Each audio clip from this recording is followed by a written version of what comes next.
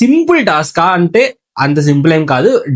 Definitely tough task. ఎందుకంటే ఆ puzzle చూడటానికి ఈజీగా ఉంటాయి తప్ప ఆ పజిల్ పెడతాం చాలా కష్టం. అది కూడా మళ్ళీ ఒకదాని మీద ఒకటి అమర్చడం అనేది ఇంకా పెద్ద టఫ్. వెనకేమైనా బేస్ దాని ఏమంటారు సపోర్ట్ ఏమైనా ఉండుంటే దాని మీద ఒక పెట్టే పజిల్ డిఫరెంట్ ఉంటది.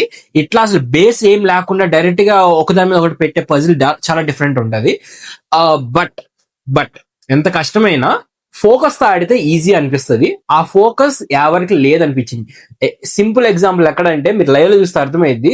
చాలా జోవియల్ గా చాలా ఫన్నీగా ఎట్లా అయిపోయిందంటే ఆ పరిగెత్తేటప్పుడు కూడా చాలా సింపుల్ గా ఏ ఏ ఏ అని ఇమాన్యుల్ ఆట పట్టిస్తూ అది ఒక డిఫరెంట్ మోడ్ లో, తర్వాత ఆ పజిల్ తర్వాత ఈ లోపల నుంచి ఆ పీసెస్ తీసిన తర్వాత కూడా తన పీస్ ఒకటి తీసుకోవడానికి ట్రై చేయటం, లేకపోతే వాళ్ళతో కంటెస్టెంట్స్ ముచ్చట్లు వేయటం, ఏదో ఒకటి ఫన్ చేయడానికి ట్రై చేస్తూ అది అసలు దాన్ని సీరియస్ గానే తీసుకోలేదు అనిపించింది నాకు.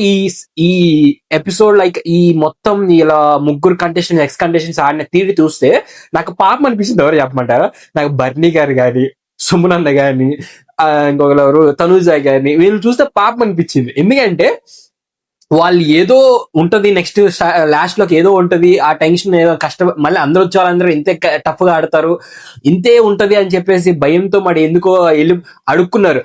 నన్ను సెలెక్ట్ చేసుకోండి అని చెప్పేసి. లేదంటే వాళ్ళు కొంచెం చివరి దాకా ఉండుంటే వాళ్ళకి ఈజీగా అయిపోయింది అనిపించింది నాకు. అలానే ఉంది.